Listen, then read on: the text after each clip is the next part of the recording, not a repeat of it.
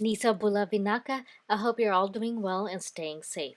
I feel like quarantining and jello shots go hand in hand, don't you?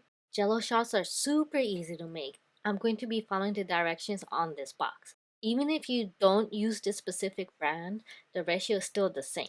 So what are we waiting for? Let's get started. Once the water is boiled, add the jello mix.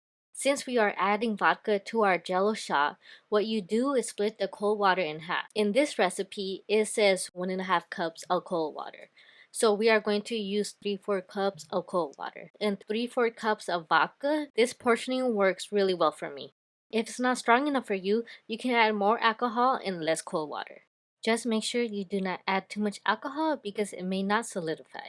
Next, pour into jello cups or mold. If you are using molds, I recommend putting a plate underneath the mold so that's easy to transfer the mold with the jello into the refrigerator.